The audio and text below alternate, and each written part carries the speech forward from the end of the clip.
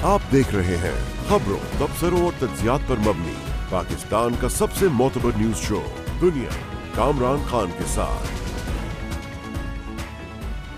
आज तमाम अखबारात की ये शय सुर्खियों की खबर है और पाकिस्तान की मईशत और बैरूनी अदायगियों के हवाले से इंतहाई तशवीशनाक मामला।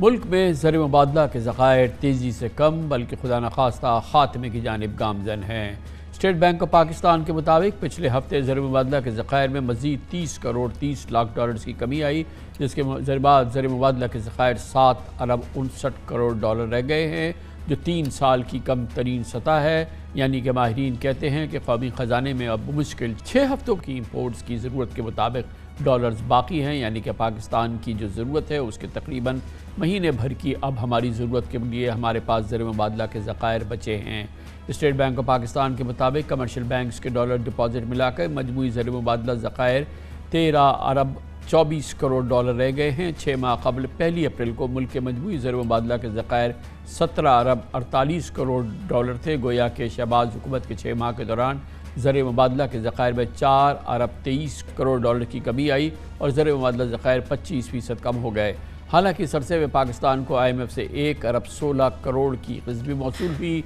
चीन और बैन अल-अक़वामी डोनर्स ने सैलाब मुतासरीन के लिए फ़ॉरेन करेंसी में एहतियात दिए, जबकि दोस्त ममालिक की जानिब से 4 अरब डॉलर्स के डिपॉजिट्स के रोल ओवर्स की सपोर्ट भी मिली। तशवीश की बात यह भी है कि पिछले 13 कारोबारी सेशंस के दौरान मजबूत होने वाला पाकिस्तानी रुपया कल से दोबारा डगमगा रहा है और कल और आज इंटरबैंक में डॉलर 1 रुपया महंगा होकर 219 रुपये का हो चुका है। इससे पहले मुसलसल 2 हफ्तों के दौरान डॉलर 22 रुपये सस्ता हुआ था। फिक्रमंदी है कि आलमी क्रेडिट रेटिंग एजेंसी ने भी खतरे की घंटियां बजाई हैं और पिछले हफ्ते मूडीज़ ने पाकिस्तान की क्रेडिट रेटिंग को B3 से कम करके Caa1 कर दिया था और मूडीज़ ने पाकिस्तान की बैन अल-अक़वामी अदायगियों से मुतल्लिक़ सकत पर शुकूक बढ़ाए थे। आलमी इन्वेस्टर्स को खबरदार किया था और इसी साल जून में मूडीज़ और फिच ने भी पाकिस्तान के माशी आउटलुक के मुस्तहकम से उसको मनफी कर दिया था, जबकि 2 माह कबल S&P ने भी पाकिस्तान का तवील मुद्दती माशी आउटलुक मुस्तहकम से मनफी कर दिया था। दूसरी जानिब पाकिस्तान के बैन अल-अक़वामी बॉन्ड्स के हवाले से भी तशवीशनाक खबरों में इजाफा हुआ है। इस दौरान पाकिस्तान के वज़ीर ख़जाना ने वाशिंगटन का दौरा किया है। IMF और वर्ल्ड बैंक से उनकी बड़ी तवील मुलाकातें हुई हैं, गुफ्तगू हुई हैं। पाकिस्तान के ज़र मुबादला के ज़खायर के हवाले से तशवीश की कमी की फ़िलहाल हमें कोई आसार नज़र नहीं आ रहे हैं। इस पूरी सूरत हाल में बात करते हैं पाकिस्तान के नामवर मुमताज़ सीनियर सहाफ़ी, माशी और कारोबारी उमूर और न्यूज़ एनालिस्ट जनाब खुर्रम हुसैन हमारे साथ मौजूद हैं। बहुत बहुत शुक्रिया खुर्रम साहब। ये फरमाइएगा कि वैसे तो बड़े अफसोस की बात है कि पाकिस्तान के जो फॉरेन एक्सचेंज रिज़र्व्स हैं वो जो आज की सूरत हाल है इससे ख़राब भी सूरत हाल में हम देख चुके हैं। आज की भी बहुत सूरत हाल ख़राब है। कितनी तशवीशनाक सूरत हाल है इस वक्त हमारी रिज़र्व्स की, हमारी अपनी हिस्ट्री से भी अगर हम उसको कंपेयर करें तो? हमारी अपनी हिस्ट्री में हमने इससे ज़्यादा ख़तरनाक हालात तो देखे हैं कामरान साहब, लेकिन इस दफ़ा एक चीज़ जो अभी मौजूदा सिचुएशन में एक पॉजिटिव है वो ये कि IMF का प्रोग्राम एक्टिव एक चल रहा है। तो एटलीस्ट इतना अभी कह सकते हैं कि डिफ़ॉल्ट का ख़तरा इमिनेंट नहीं है, यानी कि अनकरीब आने वाले हफ़्तों में कोई इस किस्म का ख़तरा नहीं है। अलबत्ता पाकिस्तान के फॉरेन एक्सचेंज रिज़र्व सितंबर 2021 से कंटिन्यूसली गिर रहे हैं। अगर उसका ग्राफ आप देखें तो सीधा एक लाइन में नीचे जाता है, सवाए दिसंबर के महीने में। दिसंबर 2021 में थोड़ी सी उसमें उठाई आती है जो बोरोड मनी से 3 अरब डॉलर सऊदी अरब से डिपॉज़िट लिया था और फिर 1 अरब डॉलर का सुकूक जनवरी में फ़्लोट किया था पाकिस्तान ने और 1 अरब डॉलर फरवरी में आए थे IMF की तरफ से। तो ये 5 अरब डॉलर मिला के जो आए थे वो भी इस लाइन को रोक नहीं सके। तब से लेके जून तक मज़ीद और 2.3 अरब डॉलर चाइनीज़ का एक और इनफ्लो आया है जून के महीने में और अभी सितंबर के महीने में 1 और अरब डॉलर IMF से मिले हैं। लेकिन उसके बावजूद ये लाइन जो है वो नीचे की तरफ ही जा रही है, जिसका प्रेशर जो है वो फिर हमारे फॉरेन एक्सचेंज रेट के ऊपर नज़र आ रहा है। तो आई थिंक जब तक एक एक्टिव प्रोग्राम है तो डिफ़ॉल्ट का ख़तरा इतना ज़्यादा नहीं है। अलबत्ता इस लाइन की जो नीचे की डायरेक्शन है उसको रोकना, उसको रिवर्स करना और फॉरेन एक्सचेंज रिजर्व्स को वापस बिल्ड करना बहुत बड़ी प्रायोरिटी है। मैं जानना चाह रहा हूँ कि ऑफ कोर्स हम IMF प्रोग्राम में हैं, lander of the last resort ہے ہمارے پاس، مگر ایٹ دا سیم ٹائم اس کرو کو، اس گراف کو روکنا جو ہے وہ کیسے ممکن ہوگا، اور یہ کیسے جو ہے یہ کنٹینیوس جو سلائیڈ ہے یہ رکے گی یا تھمے گی یا کم ہوگی، یہ کیسے ممکن ہوگا؟ اور اگر نہیں ہوگا تو آبویسلی آج 4 ویک کے ریزروز ہیں، کل 3 ویک کے ہوں گے، پھر 2 ویک کے رہ جائیں گے. آفٹر آل یہ ڈرفٹ ہے یہ کیسے رکے گی؟ کامران صاحب، اس سلائیڈ کو ہمیشہ ایک ہی طریقے سے روکا گیا ہے. یہ ہم لوگ پہلی دفعہ نہیں دیکھ رہے، یہ پاکستان کے پچھلی 30 سال کی یہی تاریخ رہی ہے. فارن ایکسچینج ریزروز اوپر جاتے ہیں، پیک کرتے ہیں، اس کے بعد نیچے آنے شروع ہو جاتے ہیں. جب بھی نیچے آتے ہیں تو ایک IMF پروگرام انٹر کرنا پڑتا ہے پاکستان کو، اور اس کو روکنے کا ایک ہی طریقہ ہوتا ہے کہ پاکستان کی معیشت کی جو رفتار ہے، جو گروتھ ریٹ ہے پاکستان کا، اس کے اوپر بہت زوروں سے بریک لگائی جائے. بریک لگانے کے 2-3 طریقے ہوتے ہیں گورنمنٹ کے پاس. ایک تو شرح سود کو انکریز کیا جاتا ہے بہت ریپڈلی اور بہت اونچی سطح تک لے جایا جاتا ہے. ابھی جیسے 15% پہ لا کے انہوں نے ایک فریز کیا، فریز تو نہیں لیکن روکا ہے اسے، لیکن آنے والے مہینوں میں یا آنے والے مہینوں میں پاسبل ہے کہ یہ دوبارہ انکریز کرے. اور دوسری چیز ہوتی ہے کہ فسکل سائڈ پہ ایکسپینڈیچرز کم کرتی ہے گورنمنٹ، ٹیکسز ریز کرتی ہے تاکہ ڈیفیسٹ اور مالی خسارہ جو ہے وہ قابو میں آئے. ہر IMF پروگرام کا یہ سینٹرل ٹینٹ ہوتا ہے، اور اسی طریقے سے اس چیز کو ہمیشہ اریسٹ کیا گیا ہے اور اس کو ریورس کیا گیا، اور یہی چیز دوبارہ سے ٹرائی کی جا رہی ہے. اچھا، یہ وہی دوائی ہے جو ہم لوگ کم از کم درجن دفعہ آئی تھنک پچھلے 30 سالوں میں پی چکے ہیں. بہرحال یہ جو ہمیں بہرحال جو انفلوز چاہیے، اس میں ایک نئی سچویشن ہے جو آج کی سچویشن ہے، وہ یہ کہ فلڈز کی وجہ سے دنیا میں اویئرنیس ہے اور پاکستان کی ایک ضرورت ہے، اور دنیا میں یہ ہے کہ پاکستان کی مدد ہے، اور اس کے لیے بھی کچھ جو انفلوز ہیں وہ مدد جو ہے پاکستان کی وہ لائن میں ہے، وہ آ رہی ہے. تو وہ بھی ایک سپورٹ آئے گی آپ کے خیال میں، جو کہ اس ریزروز کی سچویشن میں پر سے وہ اس کو سنبھالا دے گی، اور وہ راؤنڈ دا کارنر ہے؟ اراؤنڈ دا کارنر تو مجھے نہیں پتا، کسی فارم میں یا کسی سائز میں آئے گی تو سپورٹ. اب وہ کتنی ہوگی وی ڈونٹ نو. ہمیں بتایا جا رہا ہے $4.5 ارب تک کمٹ کیے گئے ہیں world bank, Asian development bank اور ایشین انویسٹمنٹ بینک کی طرف سے، چائنا کا جو ہے. لیکن یہ کب تک آئے گا پیسہ اور کس فارم میں آئے گا وہ ابھی تک نہیں پتا. لیکن اس سے کچھ ہوئے گا نہیں کامران صاحب. یہ جو لائن جو نیچے کی طرف جا رہی ہے، جو پاکستان کے فارن ایکسچینج ریزروز گر رہے ہیں، ان کو ماضی میں بھی ہم لوگ یہی کرتے آئے ہیں کہ یا تو بوروڈ منی کے ذریعے اس کو روکا جائے، جیسے دسمبر جنوری فروری میں ٹرائی کیا تھا، اور ابھی دوبارہ جون میں مزید اور بوروڈ منی لے کے آئے ہیں. اس سے کچھ ہوتا نہیں ہے. جب تک معیشت کی انڈر لائنگ پرابلم جو ہے اس کو حل نہیں کریں گے تو یہی ہماری تاریخ جو پچھلے 30 سالوں میں رہی ہے یہی رہے گی. تو ایکسچینج ریٹ باہر سے کوئی بھی یہ فرمائیے گا کہ ایکسچینج ریٹ کتنا بڑا ایشو ہے، کیونکہ اب ہمارا سب سے بڑا جو امپورٹنٹ سہارا ہے وہ ریمیٹنسز ہیں، اور ریمیٹنسز کے حوالے سے اگر ایک اتنا بڑا ڈفرنس ہوگا کرب میں اور آفیشیل ریٹ میں، تو لامحالہ پریشر آئے گا جو کہ ہماری آفیشیل چینل سے ریمیٹنسز آتی ہیں. تو ایکسچینج ریٹ اٹ سیلف کتنا بڑا پرابلم ہے، اور ظاہر ہے جب ایکسچینج ریٹ پہ یہ ریزروز پہ پریشر آتا ہے تو ایکسچینج ریٹ پھر اسپائک کرتا ہے. دیکھیں، ایکسچینج ریٹ آلریڈی کافی بڑا پرابلم تھا. بہت پریشر جو یہ ریزروز گرنے کا جو پریشر ہے یہ سادہ ایکسچینج ریٹ پہ آتا ہے، اور وہاں سے آگے انفلیشن پیدا ہوتی ہے. لیکن یہ مسئلہ مزید اور بڑا ہو گیا جب ڈار صاحب نے آ کے 2 ٹوک اناؤنسمنٹ کر دی کہ ایکسچینج ریٹ مجھے ڈالر جو ہے وہ $200 سے کم پہ چاہیے. اب وہ پھنس گئے ہیں. اب انہوں نے ایک نہیں چند دفعہ پبلکلی کہا ہوا ہے کہ اکتوبر کے اس مہینے کی اینڈ تک 200 پہ آئے گا ڈالر. اب کسی نہ کسی طرح یا تو ان کو لے کے آنا ہے وہاں پہ، یا اگر نہ لا سکیں تو یہ ایک بہت بڑی ان کی ویکنس کی ایک ایگزامپل جو ہے وہ مارکیٹ کو کمیونیکیٹ کی جائے گی. تو آئی تھنک اس کے بعد ان کی اس اناؤنسمنٹ کے بعد یہ زیادہ بڑا مسئلہ بن گیا، کیونکہ ایک وہ سٹینڈ جو انہوں نے لے لیا ہے اب اس کو ڈیفینڈ کرنا ہے، یا تو پھر اپنی کریڈیبلٹی انہوں نے ڈیمیج کرنی ہے. تھینک یو سو مچ، بہت بہت شکریہ. خرم حسین ہمارے ساتھ موجود تھے. کمرشل بریک، اس کے بعد اسی معیشت کے حوالے سے ایک اور بڑا مسئلہ، اور وہ ہے بحران. اور پاکستان میں نئی گاڑیوں کی نئی صنعتیں بنی تھیں اور اب وہ ایک شدید بحران کا شکار ہو گئی ہیں، اور بالکل کئی انڈسٹریز نے تو اپنی پیداواری صلاحیت کو آدھا چھوڑ دیا ہے، اور یہ تمام پوری انڈسٹری جو ہے وہ بدترین اپنی تاریخ کے بحران سے گزر رہی ہے۔ اس کی بات کرتے ہیں چھوٹے سے وقفے کے بعد۔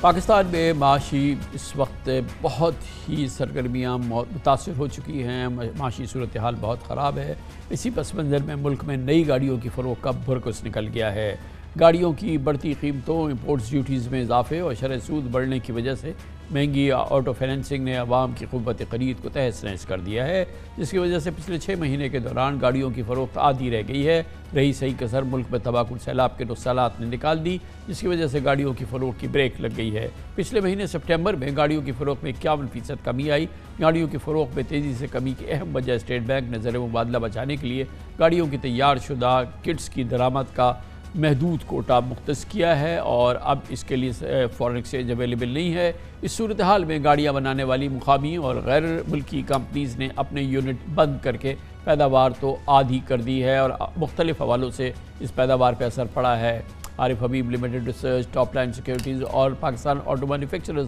ایسوسی ایشن کی رپورٹس کے اعداد و شمار کے مطابق یہ اندازہ لگانا مشکل نہیں کہ آٹو موبائل انڈسٹری ڈوبنا شروع ہو گئی ہے۔ پچھلے مہینے انڈس موٹرز کی فروخت ماہانہ 32% کمی کے ساتھ 2617 یونٹس ریکارڈ کی گئی۔ ہونڈا ایٹلس کی فروخت 29% کمی کے ساتھ 1280 یونٹ رہ گئی، اور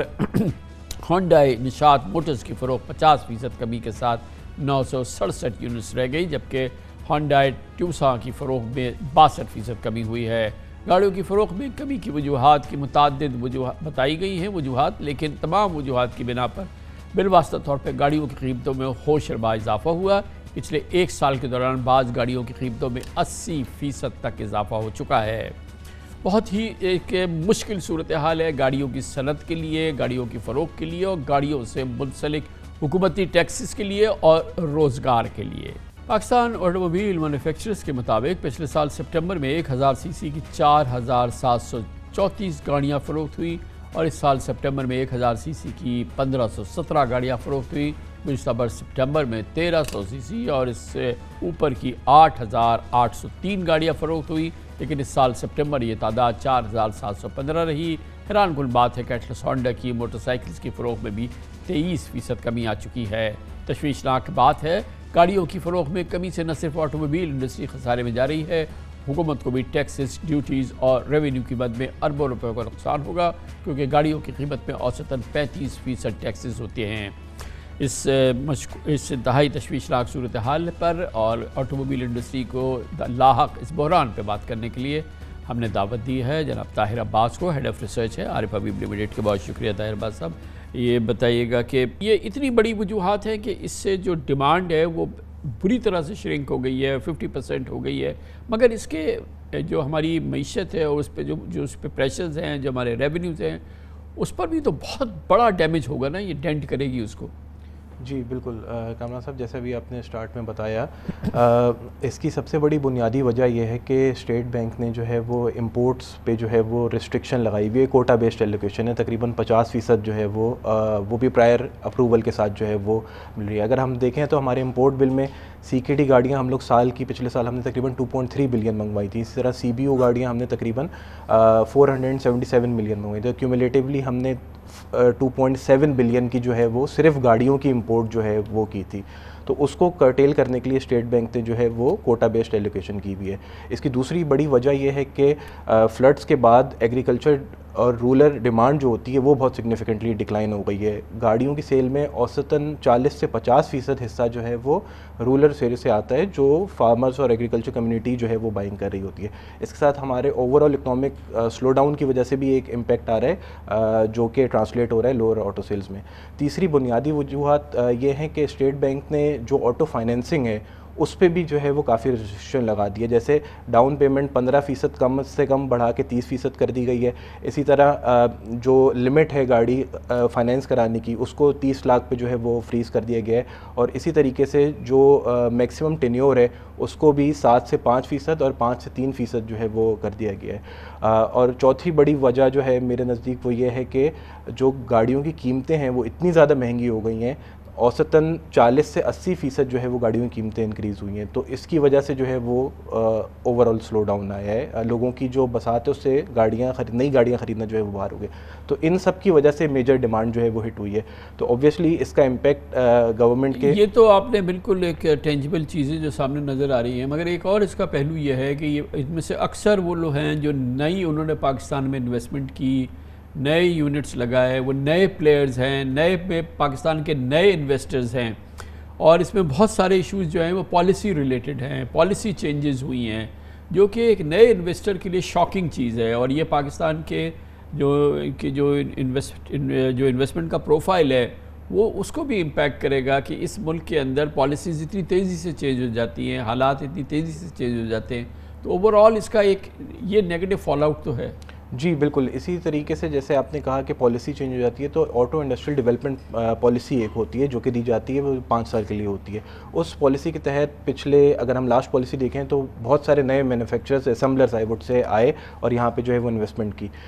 तो बिल्कुल आपकी बात सही है कि अगर पॉलिसी इतनी रैपिडली चेंज होगी तो कोई भी नया इन्वेस्टर जो है वो नहीं आएगा। हमारे मुल्क में बेसिकली ज़रूरत किस बात की है कि हम लोग जो है वो ऑटो असेंबलर्स हैं, हम लोग ऑटो मैन्युफैक्चरर्स नहीं हैं। तो बेसिकली हमारे मुल्क में जो है वो दूसरे कंट्री से टेक्नोलॉजी ट्रांसफ़र की ज़रूरत है और उसके बाद FDI की ज़रूरत है। तो जब तक हम ये दो चीज़ें जो है वो नहीं कर पाएंगे, हमारी इंपोर्ट डिपेंडेंसी जो है वो ऑटोमोबाइल सेक्टर की रहेगी। और अगर हम लोग नई FDI ले आते हैं और टेक्नोलॉजी ट्रांसफ़र ले आते हैं और फिर हम यहाँ मैन्युफैक्चरिंग शुरू कर देते हैं, स्पेशली जो CKDs है और इंजन है उसको बनाना शुरू कर देते हैं, तो फिर जो है वो ये हमारी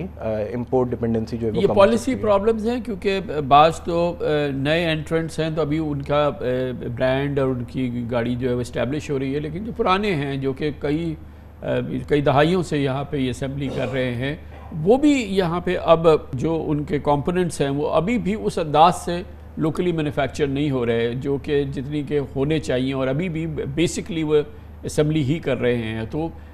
ये पॉलिसी इश्यूज़ है या गवर्नमेंट का ओवरसाइट के इश्यूज़ हैं कि ये लोग जो हैं ये अपनी जो टेक्नोलॉजी को पूरी तरह से यहाँ ट्रांसफ़र नहीं कर सके। जी बिल्कुल, जो लोकलाइजेशन लेवल है जिसकी आप बात कर रहे हैं वो बिल्कुल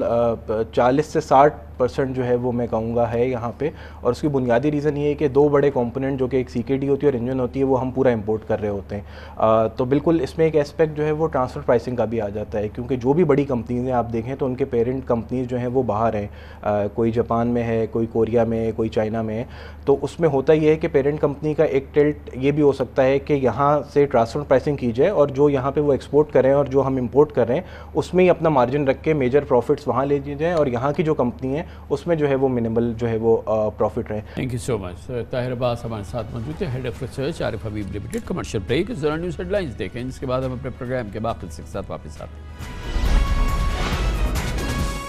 परसों इतवार यानी 16 अक्टूबर को कौमी असम्बली की 8, पंजाब असम्बली की 3 नशिस्तों पर ज़िमनी इलेक्शन होगा। पंजाब, KP और सिंध में होने वाले ये ज़िमनी इंतखाबात दरअसल मिनी रेफरेंडम की शक्ल इख्तियार कर रहे हैं।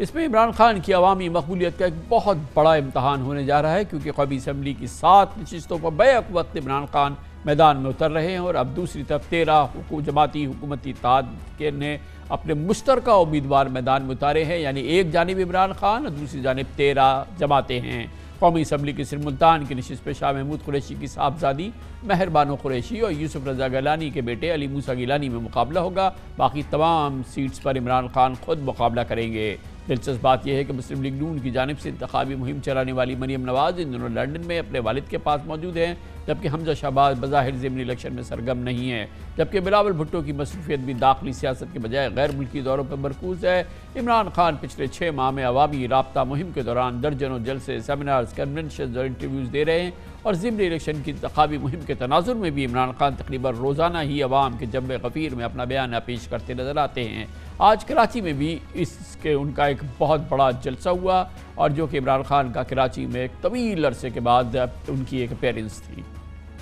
इमरान खान के इल्ज़ामात के पस मंज़र में यकीनन ये ज़िमनी इलेक्शन कमीशन ऑफ पाकिस्तान की गैर जानिबदारी और शफ़ाफियत का भी कड़ा इम्तहान होंगे। جن شہروں میں قومی اسمبلی کے لیے ضمنی الیکشن ہوگا ان میں کے پی میں مردان، چارسدہ، پشاور، پنجاب میں فیصل آباد، ننکانہ صاحب اور ملتان، جبکہ سندھ میں کراچی کے علاقے ملیر اور کورنگی کی 2 نشستیں شامل ہیں۔ دلچسپ بات یہ ہے کہ ضمنی الیکشن کے انعقاد والے 2 صوبوں میں کے پی اور پنجاب میں اس وقت پی ٹی آئی کی حکومت ہے، لیکن اہم بات یہ بھی ہے کہ ضمنی الیکشن کی تمام نشستوں پر ہو رہے ہیں، جہاں 2013 اور 2008 کے انتخابات میں پی ڈی ایم میں شامل جماعتیں کامیاب ہوئی تھی، جبکہ 2018 کے الیکشن میں بھی انہوں نے پی ٹی آئی سے کانٹے کا مقابلہ کیا تھا۔ پی ٹی آئی کے امیدوار ان حلقوں سے بہت معمولی فرق سے جیتے تھے۔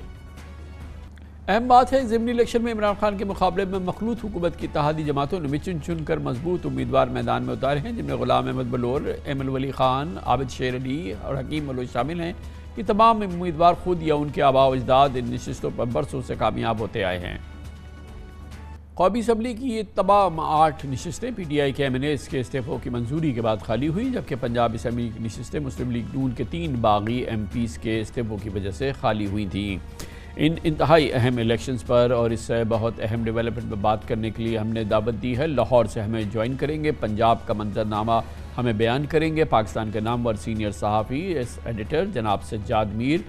کراچی میں ہمیں جوائن کریں گے پاکستان کے بہت ہی عمدہ سینئر صحافی، آزاد صحافی جناب مظہر عباس، اور پشاور سے ہمارے ساتھ ہوں گے افتخار فردوس، ایک اور بہت سینئر صحافی ہیں۔ سجاد میر صاحب، آپ بتائیے گا کہ پنجاب میں یہ ضمنی الیکشن ہو رہے ہیں، بہت امپورٹنٹ الیکشن ہیں، مگر اس دفعہ ہم نے دیکھا کہ نہ جانے کیوں نون لیگ اس انداز کی کیمپیننگ نہیں کر رہی۔ مریم بی بی باہر چلی گئیں کچھ دن پہلے، اور حمزہ شہباز بھی اس انداز سے ایکٹیو نظر نہیں آئے، اور اس انداز کا اسٹیک نظر کم از کم ثابت یہ کرنا چاہ رہے ہیں کہ ہمارا اسٹیک نہیں ہے۔ کیا وجہ ہے اس کی، اور اس کا کیا نتیجہ نکل سکتا ہے انتخابی نتائج پر؟ آپ بالکل درست کہہ رہے ہیں جی، نظر نہیں آتا کہ مسلم لیگ نون جو ہے اس معاملے میں سیریس ہے۔ مجھے جو بات سمجھ نہیں آئی وہ یہ ہے کہ خاص طور پر حکمران جماعت نے جو فیصلہ کیوں کیا، یا حکمران جو بھی گروہ ہے اس کیا ان سیٹوں کو خالی کرانے کا، اور خاص طور پر وہ ان سیٹوں پر الیکشن کرا کے کس چیز کو ٹیسٹ کرنا چاہتے ہیں اور کس چیز کا اندازہ لگانا چاہتے ہیں۔ جہاں تک عمران کی پاپولیرٹی کا عمومی تعلق ہے، اگر آپ میکرو لیول پر دیکھیں تو وہ پاپولیرٹی تو ایگزسٹ کرتی ہے، اور جو صورتحال اب ہے اس میں وہ پاپولیرٹی جو ہے وہ اس کو ووٹ بھی دلا سکتی ہے۔ یہ ہو سکتا ہے کہ 6 مہینے بعد، 3 مہینے بعد، 4 مہینے بعد جب حالات بدلیں اور صورتحال بدلے اور حکومت بھی کوئی اور رویہ اختیار کرے تو ان میں حالات میں تبدیلی آئے، لیکن اس وقت تو پاپولیرٹی نظر آتی ہے۔ پھر کانسٹیٹوئنسی کی پالیٹکس، جیسے آپ نے بتایا کہ بڑے بڑے لوگوں کو اتارا گیا ہے، غلام بلور کو ادھر سے، عابد شیر علی کو ادھر سے، اور یہ کہ اچھا ملتان کی جو نشست ہے اس میں مقابلہ امیدواروں سے زیادہ جو ہے وہ شاہ محمود قریشی اور یوسف رضا گیلانی، یہ 2 جس طرح گدیاں ہیں 2 بڑی، اور ان کے جو گروپ ہیں، ان کے فالوور ہیں، ان کے درمیان ہوا کرتا ہے، تو وہ ہے۔ تو اس طرح عمومی طور پر دیکھا جائے تو میں اس بات کا اندازہ نہیں لگا پا رہا، صاف لفظوں میں کہتا ہوں کہ جس طرح پہلے ضمنی انتخاب ہوئے تھے تو ہم 14 میں سے کسی کو 8 سیٹیں دے رہے تھے، کبھی 9 سیٹیں دے رہے ہیں، نون کو کچھ اس کو پی ٹی آئی کو دے رہے تھے، صحیح اندازہ کوئی بھی نہیں لگا سکا تھا۔ اب سچ پوچھئے تو جس طرح نان سیریس بات دی جا رہی ہے، کبھی درخواست دی جا رہی ہے پی ٹی آئی کی طرف سے جا کر وہاں کورٹ میں کہ جناب ہم تو ممبر ہیں، ہمیں ڈی سیٹ کیوں کیا گیا ہے، تو یہ بھی سمجھ نہیں آتا کہ تحریک انصاف سیریس ہے کہ نہیں ہے۔ اور یہاں مسلم لیگ کا آپ نے بتایا کہ مریم نواز باہر چلی گئی ہیں، کوئی کمپین اس طرح اجتماعی سطح پر نہیں چلی جا رہی، تو پھر ان الیکشن کا مطلب کیا ہے؟ حکومت اس کو کس طرح لینا چاہتی ہے، اپوزیشن کس طرح لینا چاہتی ہے؟ عمران نے تو سمپل کر دیا کہ ہر سیٹ پہ میں کھڑا ہوں اور میں ہر سیٹ پہ جیت جاؤں گا، ظاہر ہے یہ بیسکلی ایک تو یہ عمران کی اپنی مقبولیت کی، عمران خان کی مقبولیت ہے۔ مظہر عباس صاحب یہ بتائیے گا، پہلے تو مختصراً مجھے آپ کراچی کا جو الیکشن منظرنامہ ہے، 2 نیشنل اسمبلی کی سیٹس کا الیکشن ہے، اس کا چھوٹا سا مجھے ایک مختصر دے دیں، اور پھر اس الیکشن کی سگنیفیکنس بتائیے نا کہ کیا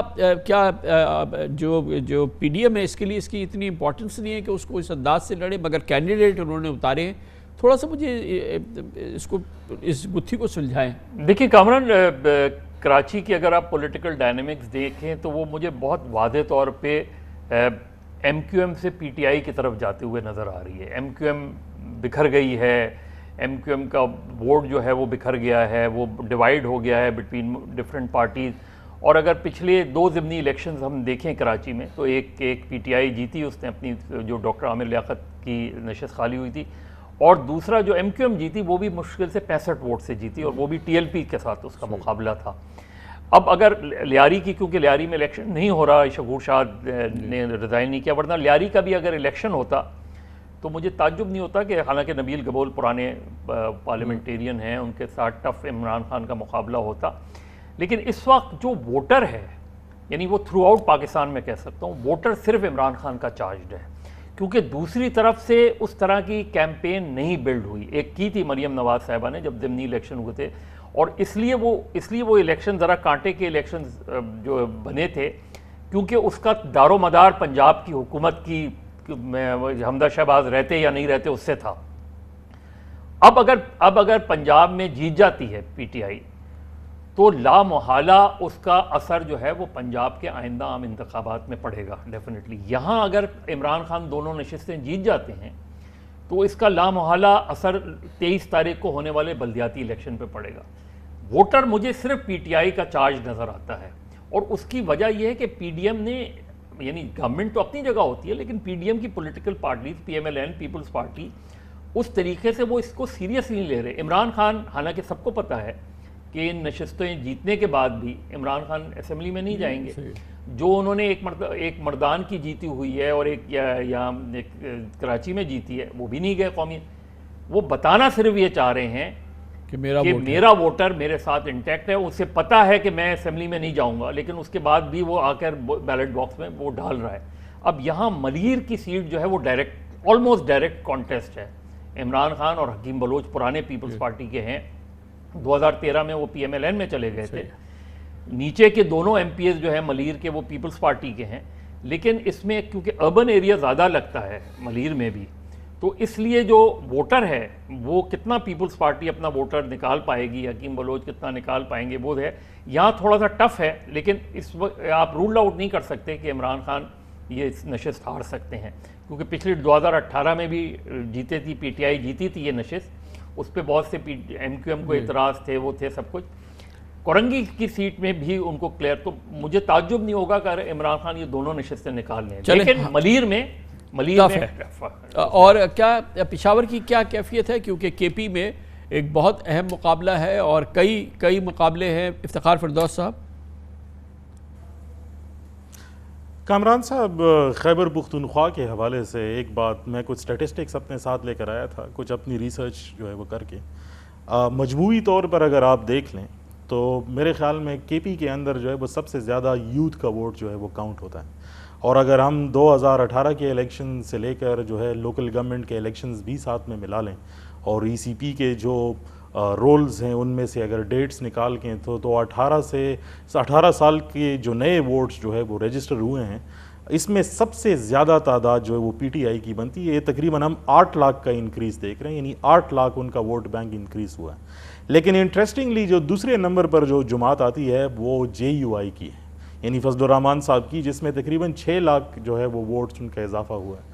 اور جو سب سے کم ووٹ ہیں اس پورے پارٹی کے ٹریجیکٹری میں، جماعت اسلامی سے بھی، پیپلز پارٹی سے بھی نیچے، وہ اے این پی کے آتے ہیں، تقریباً 30,000 ووٹ یہ جو ہے وہ بنتے ہیں جو نئے رجسٹر ہوئے ہیں۔ جو اس ٹائم پر خیبر پختونخوا کی صورتحال ہے، ہم نے دیکھا کہ پی ٹی آئی نے پہلے کلین سویپ کیا، پھر بلدیاتی انتخابات میں ہمیں جے یو آئی واپس نظر آئی، اور پھر جب دوبارہ بائی الیکشنز ہوئے اس میں دوبارہ ہم نے پی ٹی آئی کو جیتے ہوئے دیکھا۔ لیکن انٹرسٹنگ جو بات ہوئی ہے پچھلے چند مہینوں کے اندر، موبلائزیشن ہم نے دیکھی ہے باقی پارٹیوں کی جو اس سے پہلے ہم نے نہیں دیکھی تھی، اور جو حلقے ہیں جس میں پشاور، چارسدہ اور مردان، اگر میں اس کا ایک بریف پریویو جو ہے وہ آپ کو دکھا سکوں تو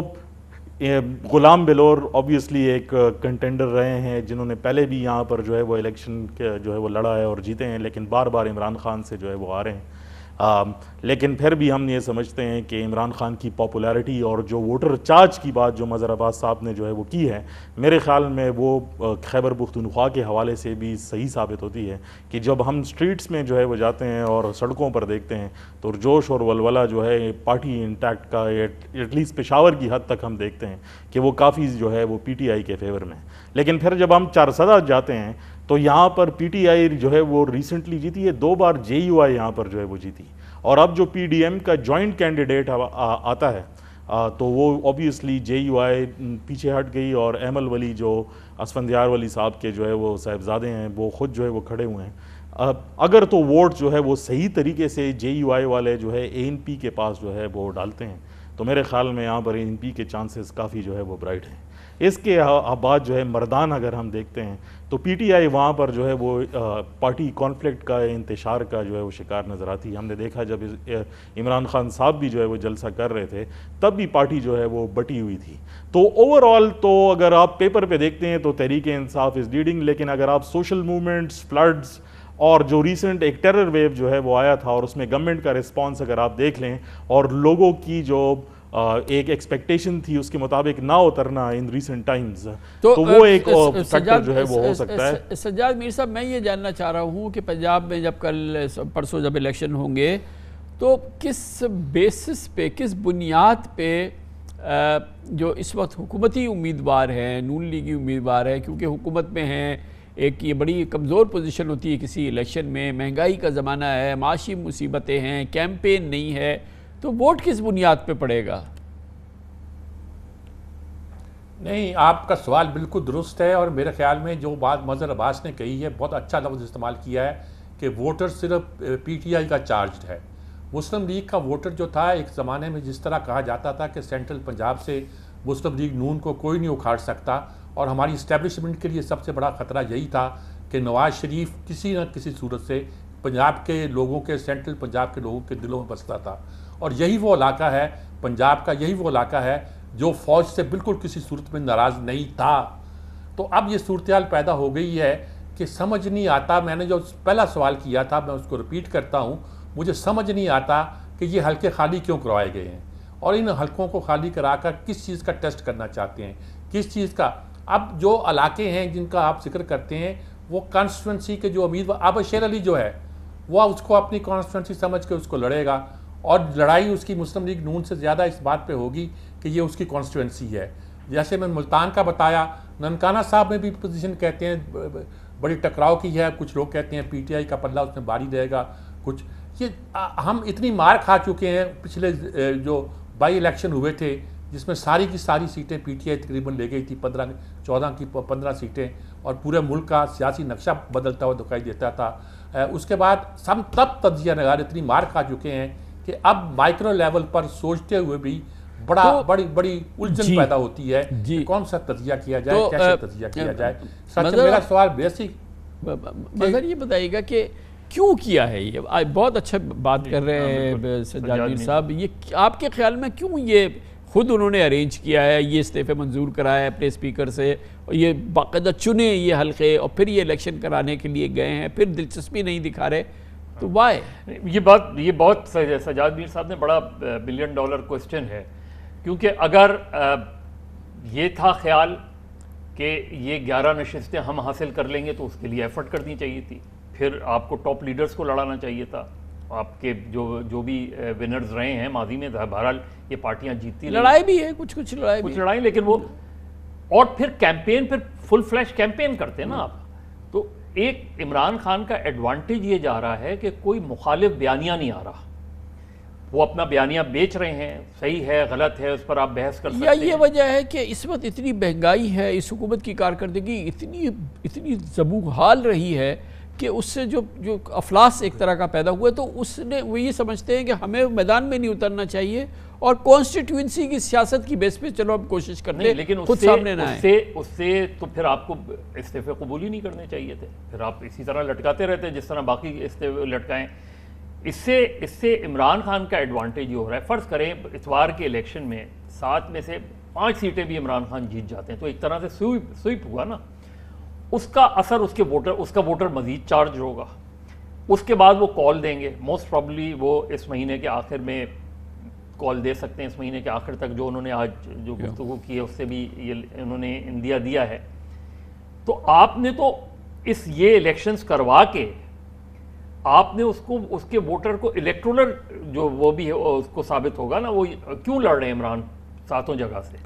یہ جانتے ہوئے بھی کہ وہ تو آلریڈی الیکٹڈ ہیں کیونکہ ان کا وہ استعفیٰ قبول نہیں ہوا, لیکن وہ صرف یہ بتانا چاہ رہے ہیں, اور غالباً یہ گورنمنٹ کو بتانے سے زیادہ وہ اسٹیبلشمنٹ کو بتانا چاہ رہے ہیں کہ میں پاکستان کے ہر حلقے سے لڑ سکتا ہوں اور حلقے سے جیت سکتا ہوں. وہ یہ میسیج دینا چاہ رہے ہیں. اور اس کے بعد جب وہ یہ کال دیں گے اس چیز کی, اپنی جو بھی لانگ مارچ کی, یا یہ بھی اطلاع ہیں کہ وہ تھوڑا سا مختلف کریں گے, شاید لاک ڈاؤن شہروں کو کریں, جو بھی کریں گے, وہ صرف یہ بتانا چاہ رہے ہیں کہ پاکستان میں اس وقت میں سب سے زیادہ پاپولر آدمی ہوں. آپ نے اگر بات کرنی ہے تو آپ نے مجھ سے ہی بات کرنی ہوگی. لیکن جو وہ غلطی کر رہے ہیں وہ یہ کہ ساری پبلک سپورٹ کے باوجود وہ اسٹیبلشمنٹ سے ٹکراؤ لے رہے ہیں. وہ غلطی سے مراد یہ کہ آپ نے الٹیمیٹلی کوئی گول ہوتا ہے نا آپ کا سامنے, آپ 1,00,000 آدمی لے جائیں, 1.5 लाख آدمی لے جائیں, گورنمنٹ اگر ریزائن نہیں کرتی تو آپ کیا کریں گے الٹیمیٹلی. تو میرا خیال میں کل اتوار کا الیکشن پی ڈی ایم کے لیے اس لیے بہت زیادہ وہ ہوگا, اور خاص طور پہ کراچی میں فرض کریں ملیر کی سیٹ ہار جاتی ہے پیپلز پارٹی دوبارہ, تو جو 2018 میں وہ کہہ رہے تھے دھاندلی ہوئی تھی, تو اگر یہ عمران خان دونوں سیٹیں جیت جاتے ہیں تو پھر یہ عمران خان یہ میسیج دیں گے نا, اور پی ٹی آئی کے لوگ میسیج دیں گے نا کہ ہم دوبارہ. ہمارے پاس ٹائم کا مسئلہ. افتخار فردوس صاحب یہ بتائیے گا کہ وہاں کیا صورتحال ہے؟ عمران خان تو خود کیمپین وہاں کر رہے تھے, اور اب پی ڈی ایم جس نے الیکشن کال کیے, جس نے آرگنائز کیے, جس نے یہ ماحول بنایا, وہ اس کی مرکزی لیڈرشپ اسلام آباد سے تو وہاں کیمپین کرنے نہیں آئی, اور مولانا فضل الرحمان وغیرہ کا مجھے نہیں معلوم کس حد تک وہ کیمپیننگ کر رہے تھے. تو اس کے کیا اثرات ہوں گے؟ دیکھیں, کیمپین تو تحریک انصاف والوں نے بھی پورے طریقے سے نہیں کی. جو تحریک انصاف کے اپنے لوگ ہیں, جو ان کی پارٹی لیڈرشپ ہیں, وہ اس بات کی تصدیق کرتے ہیں کہ عمران خان صاحب نے اس طرح کیمپین نہیں کی جس طرح جو ہے وہ کرنی چاہیے تھی. لیکن خیبر پختونخوا کی جو ایک لیڈرشپ ہے اور یہاں کی جو ایک پولیٹیکل ڈائنامکس ہیں, پی ٹی آئی وہ واحد جماعت جو ہے وہ تاریخی طور پہ ٹھہری ہے جس نے 2 بار جو ہے وہ کنزیکٹیولی جو ہے وہ الیکشن جیتا ہے. تو دیکھنے میں کرنٹلی جو آپ موڈ آف ووٹر ہے وہ تو آبویسلی جو مظہر عباس صاحب نے کہا کہ مخالف بیانیہ نہیں ہے, کے پی کے اندر ایک مخالف بیانیہ دیکھتے ہوئے نظر آتا ہے. وہ بن بھی گیا ہے, وہ بنتا جا رہا ہے, لیکن اس بات کو کوئی ڈینائی نہیں کر سکتا کہ عمران خان کا ووٹر جو ہے وہ پہلے بھی چارج تھا, آج بھی چارج ہے. بہت بہت شکریہ سجاد میر صاحب, مظہر عباس صاحب اور افتخار فردوس صاحب. کمرشل بریک, اس کے بعد ذکر کرتے ہیں ایک اور موضوع, اعتزاز احسن کا 50 سالہ رشتہ پاکستان پیپلز پارٹی کے ساتھ. اس وقت ایک اس پر بادل چھائے ہوئے ہیں, لیکن پاکستان پیپلز پارٹی بظاہر جناب اعتزاز احسن پر فی الحال اس دباؤ کا مقابلہ کر رہی ہے. اعتزاز احسن پاکستان پیپلز پارٹی کے ساتھ آج بھی ہیں. آج بڑا اجلاس ہوا پیپلز پارٹی کا, مگر چینلز کی خبروں کے باوجود اعتزاز احسن کو نام ایگزیکٹو کمیٹی سے نکالا گیا, نہ ہی ان کی بنیادی رکنیت معطل کی گئی, نہ ہی ان کے خلاف کسی کارروائی کا اندیہ دیا گیا, نہ ہی ان کے خلاف کوئی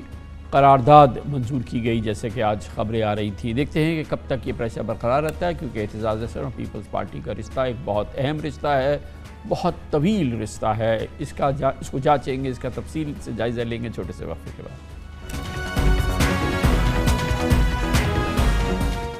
اس وقت پورے ملک میں سیاسی اور صحافتی حلقوں میں یہ سوال شدت سے کیا جا رہا ہے, اور یہ ایک بہت اہم سوال ہے کہ پاکستان پیپلز پارٹی اور اس کے انتہائی دیرینہ سینئر رہنما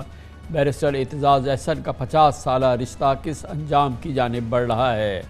یہ وہی اعتزاز احسن ہیں جنہوں نے نوجوانی میں سول سروس ٹکرا کر ذوالفقار علی بھٹو کی سیاست کو لبیک کہا, بے نظیر بھٹو کی کابینہ میں وزیر داخلہ بنے, آصف زرداری کے مقدمات کی عدالتوں میں پیروی کرتے رہے, اور یقینی طور پہ پاکستان پیپلز پارٹی کے بہت بڑے اور بہت ہی باوقار اور بہت ہی سینئر رہنما جناب اعتزاز احسن رہے ہیں. اعتزاز احسن نے 2 روز قبل لاہور ہائی کورٹ کے باہر صحافیوں سے گفتگو اور پھر اسی رات 3 نیوز چینلز کو انٹرویو میں آرمی چیف کے خلاف متنازع بیان دیا تھا, اور عسکری قیادت کا نام لے کر الزام لگایا تھا کہ اسٹیبلشمنٹ نے شریف خاندان کے کرپشن کیسز میں اعانت کی. اعتزاز احسن کا اس متنازع بیان ان کی پیپلز پارٹی سے 50 سالہ رفاقت میں آخری کیل ٹھوک سکتا ہے, یہ بعض ماہرین کا خیال ہے. فی الحال پیپلز پارٹی نے اعتزاز احسن کے خلاف کسی تنظیمی سطح کی کسی تعلیمی کارروائی کا باقاعدہ اعلان نہیں کیا ہے. اہم بات یہ ہے ان کے اس انتہائی متنازع بیان پہ پیپلز پارٹی کے صرف ایک رہنما کے علاوہ کوئی بیان سامنے نہیں آیا ہے, نہ ہی اس معاملے پہ آصف زرداری صاحب کا کوئی بیان آیا ہے, نہ ہی بلاول بھٹو کا. ہاں, یقینی طور پہ حکومت کے پی ایم ایل این وزراء کی جانب سے اس پر احتجاج ہوا ہے. وزیر دفاع خواجہ محمد آصف اور وزیر داخلہ رانا ثناء اللہ نے پچھلے 24 گھنٹوں کے دوران اعتزاز احسن کے خلاف حکومتی ایکشن کی تائید اور انکار کا تاثر دیا۔ رانا صلی اللہ علیہ نے کل ایک انٹرویو میں اعتزاز احسن کا دماغی توازن خراب بتایا۔ نون لیگ اور وفاقی کابینہ کے ان وزراء کی گفتگو اور انداز اپنی جگہ، لیکن جہاں تک پاکستان پیپلز پارٹی کا تعلق ہے، ماں سوائے ایک بیان کے جو کہ ان کے وسطی پنجاب کے کسی رہنما کا کل سامنے آیا تھا، جس میں اعتزاز احسن کے بیان سے لا تعلقی اور ان کے خلاف کارروائی کا مطالبہ کیا گیا تھا، پاکستان کی پیپلز پارٹی کی سینئر لیڈرشپ نے اس پورے معاملے پہ بہت ہی دلچسپ خاموشی اختیار کی ہے۔ اس سنگین معاملے پہ اب تک نہ جناب آصف زرداری کچھ بولے ہیں، نہ بلاول بھٹو زرداری کا کوئی بیان آیا ہے، نہ ہی پاکستان پیپلز پارٹی کے 2 سابق وزرائے اعظم کا، نہ ہی سینئر لیڈرشپ میں سے کسی کا۔ آج بڑی دلچسپ صورتحال پیدا ہوئی۔ آج صبح سے میڈیا پہ چند چینلز پہ یہ بات آنی شروع ہو گئی تھی کہ آج پیپلز پارٹی کا ایک اجلاس ہو رہا ہے جس میں کہ جناب اعتزاز احسن کی بنیادی رکنیت معطل کر دی جائے گی، انہیں سینٹرل ایگزیکٹو کمیٹی سے نکال دیا جائے گا اور ان کے خلاف مذمتی قرارداد منظور کی جائے گی۔ چینلز اس پہ مسلسل اس خبر کو بریکنگ نیوز کے طور پہ بار بار دکھاتے رہے۔ آج پیپلز پارٹی کا اجلاس بھی ہوا ہے اور اطلاعات کے مطابق اس اجلاس میں اس حوالے سے کسی قسم کی کوئی ڈیولپمنٹ نہیں ہوئی ہے۔ پاکستان پیپلز پارٹی اب تک سینئر لیڈرشپ اس پورے معاملے پہ خاموش ہے، یہ اجلاس بھی خاموش رہا۔ آج اس کی تفصیلات سینیٹر شہری رحمان نے جو وفاقی کابینہ کی رکن ہیں، اور آپ دیکھ لیں گے کہ وہ شعلہ بیانی جو کہ ہم اور گفتگو جو رانا ثناء اللہ اور خواجہ آصف کی ہم نے سنی، وہ سینیٹر شہری رحمان کی گفتگو میں آج کی پیپلز پارٹی کے اس اہم اجلاس کے بعد جس کی صدارت بلاول بھٹو زرداری نے کی، اعتزاز احسن کے حوالے سے کوئی ایسی گفتگو موجود نہیں تھی۔ جی، اب میرے اطلاع میں وہ پنجاب میں ہمارے کچھ لوگ ہیں جنہوں نے یہ مطالبہ کیا ہے، تو آج تو اس میٹنگ میں یہ ڈسکشن نہیں ہوا، لیکن آگے جا کے ظاہر پارٹی قیادت جو بھی فیصلہ کرتی وہ ہمارے سینئر لیڈر ہیں۔ نہیں، کارروائی کا فیصلہ نہیں کہیں نہیں ہوا ابھی، جب اگر ہوگا تو پارٹی سیکریٹریٹ اور ہماری قیادت لیڈرشپ وہاں مطالبہ بے شک پنجاب میں ہوا ہے، and that is what we know, مطالبہ ہوا ہے پنجاب کی صوبائی کچھ پارٹی گروپ نے یہ پریس کانفرنس کی ہے، تو ابھی تک پارٹی قیادت نے کوئی اس پر ایکشن نہیں لیا۔ جو ایک رومر چل رہا ہے کہ ایکشن لیا گیا، ابھی تک نہیں لیا گیا۔ یہ کہنا مناسب ہوگا کہ سینیٹر شہری رحمان اور پاکستان پیپلز پارٹی کا یہ اجلاس، سینیٹر شہری رحمان اس کی ترجمانی کر رہی ہیں، وہ ان خبروں کی تردید کرتا ہے کہ اعتزاز احسن کے خلاف پاکستان پیپلز پارٹی کسی قسم کی کارروائی کا اس نے فیصلہ کیا ہے، ان کے خلاف کوئی کارروائی کی جا رہی ہے، حتیٰ کہ آج اس اجلاس میں اس حوالے سے کوئی بات بھی نہیں ہوئی۔ اس بات پر کوئی دو رائے نہیں کہ اعتزاز احسن نے بغیر ثبوت انتہائی غیر ذمہ دارانہ الزامات لگائے۔ اگر وہ کلمات کسی اور نے کہے ہوتے تو اس کا انجام شاید شہباز گل، اعظم سواتی جیسا ہوتا، مگر اس بات سے بھی انکار نہیں کہ مسلم لیگ نون کے خلاف الزامات اور لعن طعن کی اعتزاز احسن کی ایک طویل اس کی ایک ماضی ہے، جیسے کہ پاکستان پیپلز پارٹی کے دوسرے رہنماؤں کی بھی ہے۔ آصف زرداری صاحب ہو، بلاول صاحب ہو، اور جتنے رہنما ہیں وہ نون لیگ کے خلاف اس قسم کی باتیں کرتے رہے، آج کل نہ کر رہے ہوں وہ ایک الگ بات ہے، مگر اس وقت بھی اعتزاز احسن صاحب وہی بات کر رہے ہیں جو اس سے پہلے کہتے رہے ہیں۔ یقیناً اس وقت اس پورے معاملے نے ایک بہت بڑی بے چینی کی فضا قائم کر دی ہے، کیونکہ آج بہرحال پیپلز پارٹی نون لیگ کی اتحادی ہے اور اس متحدہ اور مخلوط حکومت کا حصہ ہے۔ اس میں بھی کوئی شک نہیں کہ اعتزاز احسن کا شمار ہمیشہ پاکستان کے ان سیاستدانوں میں ہوتا ہے جو بے انتہا قانونی مہارت رکھتے ہیں، سیاسی بصیرت میں یقینی طور پہ ان کا ایک مقام ہے، خاص طور پہ عدلیہ بحالی کی وکلا تحریک میں انہوں نے اپنی جدوجہد کو ملک اور عالمی سطح پر منایا اور اعتزاز احسن کی ایک نئی پہچان بنائی، اور اعتزاز احسن بہرحال ایک اب تک ایک پاکستان کے بہت ہی نامور اور بہت ہی قابل قدر سیاستدان رہے ہیں۔ اعتزاز احسن کا پیپلز پارٹی سے 50 سالہ رشتہ، اس پر بات کرنے کے لیے ہم نے پاکستان کے انتہائی سینئر اور بہت ہی ممتاز صحافی، تجزیہ کار، ایڈیٹر اور سیاسی امور کے ماہر محترم محمود شام کو دعوت دی ہے۔ بہت بہت شکریہ شام صاحب۔ جتنی اعتزاز احسن صاحب کی سیاسی عمر ہے، ماشاءاللہ آپ کی بھی سیاست کا تجربہ، معاف کیجیے گا صحافت کا تجربہ اس سے زیادہ ہے، تو یہ اعتزاز احسن صاحب کا رشتہ پیپلز پارٹی کے ساتھ 50 سالہ، ایک چھوٹے سے حصے میں وہ تحریک استقلال میں شامل ہوئے، باقی وہ پیپلز پارٹی سے ہیں، اسی لیے لگ رہا ہے کہ ایک انتہائی متنازعہ غیر ذمہ دارانہ بیان کے باوجود پیپلز پارٹی کی لیڈرشپ کی جھجک ہمیں نمایاں نظر آ رہی ہے، اور ان کی اس طرح سے نہ تنقید ہوئی ہے، نہ ان پر کوئی ان کے خلاف بیانات کی بوچھاڑ ہوئی ہے، خاص طور پر پارٹی کی جانب سے۔ ایک صاحب ہیں جن کو بہت زیادہ نہیں جانتے پیپلز پارٹی کی، انہوں نے ان کے علاوہ پیپلز پارٹی نے خاموشی اختیار کی ہے۔ ایک تذبذب مجھے نظر آ رہا ہے آصف زرداری صاحب میں، بلاول صاحب میں اور پیپلز پارٹی کی لیڈرشپ میں، کہ خیال اعتزاز احسن جیسے لوگ جو بھی ہوتے ہیں کہ اثاثہ ہوتے ہیں کسی بھی پارٹی کا، اور میرا خیال ہے اس میں تو جب سے پیپلز پارٹی وجود میں آئی ہے اس وقت سے اس کے تجزیہ کر رہے ہیں، دیکھ رہے ہیں، تو اب جو اس وقت رہنما ہیں میرا خیال ان میں یہ سینئر ترین ہوں گے، کیونکہ اپریل 1970 میں بھی یہ پنجاب میں وزیر تھے پیپلز پارٹی کے، اپریل 1977 جب یہ پی این اے کی تحریک چلی ہے اور لاہور میں لاٹھی چارج ہوا خواتین پر، تو اس میں چودھری ضرور الہی ان کے بھی گجرات کی خواتین بھی تھیں، تو اس پہ انہوں نے اصولاً احتجاج کرتے ہوئے استعفیٰ دیا تھا اپنی وزارت سے بھی پیپلز پارٹی سے، اور تحریک استقلال میں شامل ہے۔ اس کے بعد بھی جہاں جہاں اس قسم کے تنازعات آئے ہیں تو انہوں نے اصولی طور پہ ایک سٹینڈ لیے ہیں، اور اس کی وجہ خیال میں یہ ہے کہ بہت پڑھے لکھے اور کئی کتابوں کے مصنف ان کے، میں نوائے وقت میں تھا تو والد بھی ان کے وہاں چودھری محمد احسن کالم لکھتے تھے، تو وہ بھی بہت بااصول شخص تھے، تو ظاہر ہے ایک تربیت ایسی ہوئی ہے کہ یہ اختلاف کرنے پر آمادہ ہوتے ہیں۔ اچھا، یہ بہر ان کی پہچان رہی ہے کہ چاہے وہ محترمہ بے نظیر بھٹو ہوں، آصف زرداری صاحب ہوں، پیپلز پارٹی کی دوسری پوزیشن ہو، تو برملا اس سے یہ اس کو چیلنج کرتے رہے ہیں، اور پھر ان کی اتنی عزت ہے کہ پھر اس چیلنج کو بھی قبول کیا جاتا ہے۔ محترمہ بے نظیر بھٹو کے زمانے میں وزیر داخلہ تھے، لیکن بہرحال اس موقع پہ بھی ان کی اپنی ایک بڑی پہچان تھی، رائے کو وقت دی جاتی ہے، کیونکہ ایک تو ایک ان کا تجربہ جو وکالت کا، قانون دانی کا وہ ہے، پھر اس کے علاوہ بین الاقوامی جو سیاست ہے اس سے بھی ان کی ہمیشہ گہری نظر رہی ہے۔ تو میرا خیال تو یہی ہے کہ اس کو پیپلز پارٹی کو اس وقت اگر اس کا زیادہ دباؤ آیا، اس کا مسلم لیگ نون کا، تو ممکن ہے کچھ کارروائی رسمی طور پر کریں، لیکن اصولاً میرا خیال میں نہیں کرنی چاہیے۔ ایک بہت سینئر بزرگ مگر رہنما ایٹ دا سیم ٹائم شام صاحب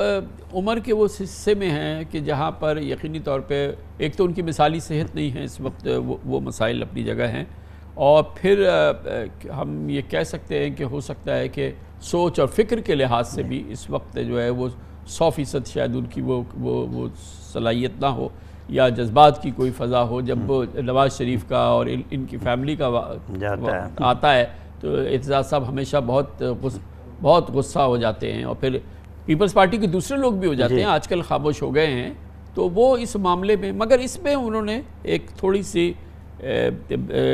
کی اچھی خاصی بد احتیاطی کی جب انہوں نے نام لے دیا، اور پھر یہ ظاہر ہے اس طرح سے نہیں کرنا چاہیے تھا۔ وہ آئی تھنک اس سے لگ رہا ہے کہ وہ اس وقت جو ہے وہ 100% اپنی ذہنی صلاحیت کو اس طرح سے استعمال نہیں کر رہے ہیں۔ ایک نام لینے کی روایت تو ہمارے ہاں پڑ چکی ہے، میاں نواز شریف بھی بہت نام لے کر باہر سے تقریریں کرتے رہے، غلط چیز ہے۔ اصل میں یہ نام لینا تو میرے خیال میں اس انداز سے، اس زور و شور سے تو نواز شریف صاحب نے شروع کر دیا تھا، کہ ذاتی طور پر کسی کو نہیں، آپ ادارے کے بارے میں بات کریں یا اصولاً، تو ذاتی طور پہ جو بات کرنے سے پھر معاملات آگے زیادہ بگڑ جاتے ہیں۔ تو یہ تو اعتزاز احسن صاحب کو میں کہوں گا کہ اتنے 70 کی جو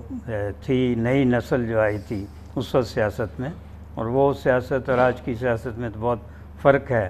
تو وہ ہے۔ پھر ابھی جو ہمیں 18ویں ترمیم کے بعد بھی دیکھنا چاہیے کہ جو پارٹی سربراہ ہیں ان کو بہت زیادہ اختیارات حاصل ہو گئے ہیں، تو وہ چاہیں تو کارروائی ایسی کر سکتے ہیں کہ اس میں پابند کر دیا گیا ہے کہ بھی اگر آپ کو اختلاف رائے کا اظہار کرنا ہے تو صرف اپنے پارٹی کے اپنی میٹنگوں میں کریں، باہر نہ کریں۔ ویسے میرا خیال دنیا بھر میں بھی اصول یہ ہوتا ہے لیکن یہاں لیکن یہ ہے کہ اس متنازع بیان کے ایک حصے کے اندر وہ پارٹی لیڈرشپ کی تو بھرپور تعریف کر رہے ہیں. وہ تو آصف زرداری صاحب کا انہوں نے اس بات کا یقینی بنایا کہ انہوں نے کہا لیڈر ہیں تو آصف زرداری اور بلاول بھٹو. یہ تو آصف زرداری صاحب بھی تو بہت نام لے کے کر چکے ہیں اینٹ سے اینٹ بجانے کا اور اس قسم کی چیزیں. تو یہ افسوسناک ہے کیونکہ 22 کروڑ کے جو عوام کے اس وقت مفادات ہیں اور جو مسائل ہیں، مہنگائی ہے، اس میں ان لوگوں کو چاہیے کہ جو عوام کو جس سے راحت مل سکے ایسے کام کریں، ایسے بیانات دیں. تو یہ جو لڑائی ہے اوپر جو قبائلی سرداروں کی طرح لڑی جا رہی ہے، اس سے اسی قسم کے مسائل اور تنازعات پیدا ہوتے ہیں. جب اعظم سواتی صاحب بھی اس کی سزا بھگت رہے ہیں تو یہ اور اس قسم کی جو لکیر اس وقت خط تنسیق ہم دیکھ رہے ہیں اسٹیبلشمنٹ اور پولیٹیکل لیڈرشپ کے درمیان، یقیناً اس کی بھی ایک لمبی تاریخ ہے. ماشاءاللہ آپ سے زیادہ کون جانتا ہے ضیاء الحق کے زمانے سے اور اس سے پہلے یا خان اور ایوب خان کے زمانے سے لے کے اب تک. لیکن کیا یہ شدت اس وقت سب سے زیادہ ہے؟ کیونکہ ہم نے بہرحال ماشاءاللہ بھی دیکھا ہے، بھٹو صاحب پھانسی بھی چڑھ گئے، پھر ہم نے MRD کی تحریک دیکھی ہے، پھر لوگوں کو کوڑے پڑے ہیں، پھر بہت اس طرح کی کیفیت ہے. ہم نے بہت بدترین زمانہ دیکھا ہے، لیکن اس کی بھی اپنی ایک بڑی امپورٹنس ہو گئی ہے جو آج کل جس انداز کی کشمکش ہے. 88 کے بعد جو ہے میں تو یہی لکھتا رہا ہوں کہ پاور ٹرانسفر نہیں ہوتی ہے، پاور میں شیئرنگ ہوتی ہے. تو وہ جو پاور شیئرنگ ہے اس میں ظاہر ہے کہ کبھی کسی کا پلہ بھاری ہوتا ہے، کبھی کسی کا، اور اس میں پھر جس طرح اب عمران خان صاحب نے بھی کہہ دیا میرے پاس حکومت تھی لیکن اختیار نہیں تھا. تو اس وقت اصولاً انہیں اس وقت بات کرنا چاہیے تھی، اور اگر اختیار نہیں تھا تو یہ جو ہے اس وقت بھی کہ اب جو حکومت ہے اس میں بھی ظاہر ہے کہ پاور شیئرنگ ہے، تو اس میں بھی کبھی کبھی ایسے مسائل پیدا ہو جاتے ہیں. بہت شکریہ جناب محمود شام ہمارے ساتھ موجود تھے. اس کے ساتھ ہی ہمارے آج کے پروگرام کا اختتام ہوتا ہے. سیٹرڈے سنڈے کی ہفتہ وار تعطیل رہتی ہے. پیر کو انشاءاللہ آپ سے پھر ملاقات ہوگی. پیر تک لیے کامران خان کو اجازت. اللہ حافظ ناصر.